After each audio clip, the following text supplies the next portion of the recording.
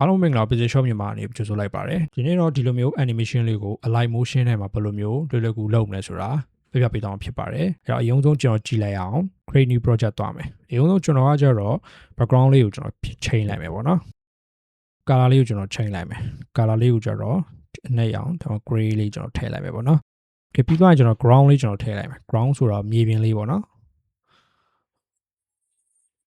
okay ပြီးသွားရင်သူ့ကို edit shade ထဲမှာပဲပြန်ပြီးတော့ point 2မှာကျွန်တော်တို့ -2 လောက်ကျွန်တော်ပြန်ထားလိုက်မယ် -2 okay ပြီးသွားရင် image ပေးလိုက်မယ်ပြီးတော့သူ့ရဲ့ site လေးကိုကျွန်တော်သူ့ရဲ့ site လေးကို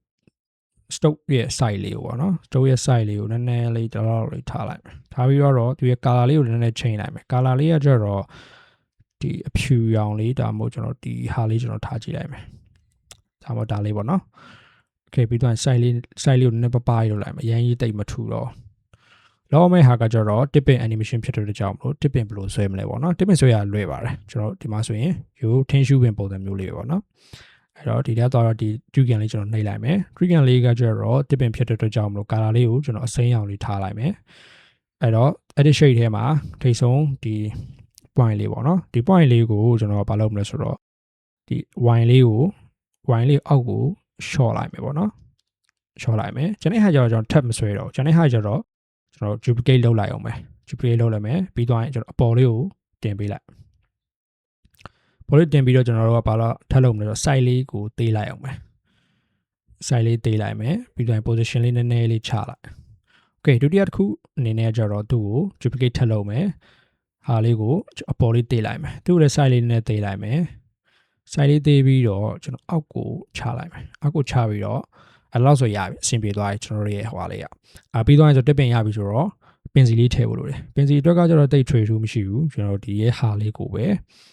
4000ကိုပဲကျွန်တော်ယူလိုက်မယ်4000ကိုပဲအဓိကကကျတော့ color ချင်း ဖို့ပေါ့နော် color အတွက်ကကျတော့ဒီကနေပြီးတော့ဒီအတိုင်းလေးကိုမှကျွန်တော်ဒီတိုင်းလေးကျွန်တော်လောက်လိုက်မယ် okay အဲ့ဒါဆိုရပြီဆိုတော့ဒီအောက်ကိုကျွန်တော်တွားလိုက်မယ်ပြီးသွားရင်ကျွန်တော်တို့ဒီ site ကိုပဲလုပ်ဖို့လိုတယ်ပေါ့နော် edit shade ထဲမှာပဲ h ကိုကျွန်တော်နည်းနည်းလေးတိုးလိုက်မယ်နိုင်တိုးမယ်ပြီးသွားရင် tipping ကပင်စီကအရန်ရှည်နေတာအသိအဆင်မပြေတော့သူကိုနည်းလေး sorry အပေါ်လေးကိုနည်းတိုးလိုက်လောက်ဆိုထားရပြီဆိုတော့ layer ကိုကျွန်တော်တို့က tipping ရဲ့အောက်ကိုထားလိုက်မယ်အဲ့ဆိုရင်ဒီတိုင်းလေးရပြီအဲ့တို့နှစ်ခုက shade တစ်ခု subject တစ်ခုဖြစ်တဲ့အတွက်ကြောင့်မလို့အကုန်လုံး select မှတ်ပြီးတော့ကျွန်တော် group ဖွဲ့လိုက်မယ် group ဖွဲ့ပြီးတော့ဒီအောက်နားလေးမှာထားမယ် okay ရပြီဒါဆိုရင်ကျွန်တော်တို့ရဲ့ design ကတော့ပြီးသွားပြီ animation လုပ်ဖို့ပဲကျန်တော့တယ် animation လုပ်ဖို့အတွက်တွားကြည့်အောင် animation ကကျတော့ကျွန်တော်တို့က position ကိုပဲကျွန်တော်သွားမယ်ပေါ့နော် position ပုံမှန်အဖြစ်ဒီမှာဆိုရင် position ကျွန်တော်တို့ဒီမှာမှတ်လိုက်မယ်ပေါ့နော် position ကိုဒီမှာsorry ကျွန်တော်တို့ပြန်ပြီးတော့ backing နဲ့ကျွန်တော်ပြန်ထွက်လိုက်မယ် position keyframe ကကျွန်တော်1 second ကျော်လောက်မှာကျွန်တော်ထားလိုက်မယ်ပြီးသွားရင်ဒီလောက်ပေါ့နော်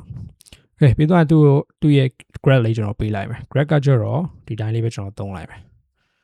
โอเคရပြီ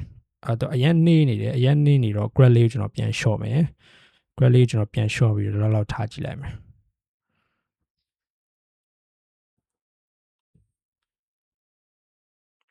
okay 1 second မှာရောက်မှာဖြစ်တော့ကျွန်တော် keyframe ကိုကျွန်တော်1 second ကိုကျွန်တော်ပြန်ပို့လိုက်တော့မယ်ပေါ့နော်အရင်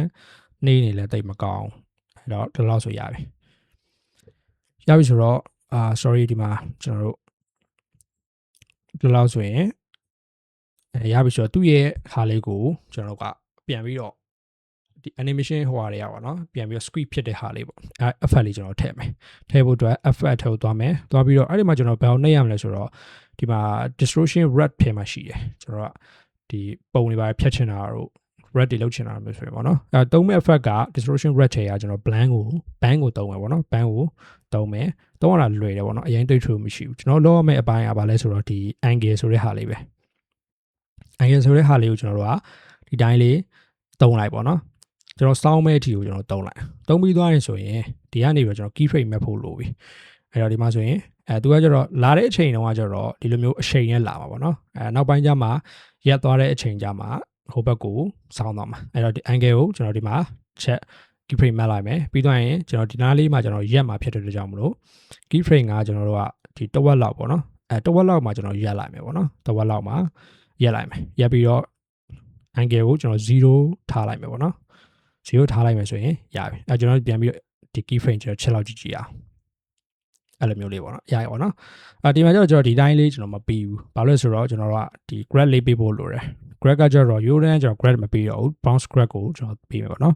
bounce grad ထဲကကျွန်တော်ဒီ elastic ကိုတွားလိုက်မယ် elastic ကို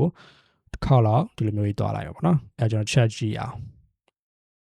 okay ရောက်တဲ့အချိန်မှာသူကဒီလိုမျိုး bounce ဖြစ်သွားတဲ့ animation လေးပေါ့နော်ကျွန်တော် check လောက်ပြန်ကြည့်အောင်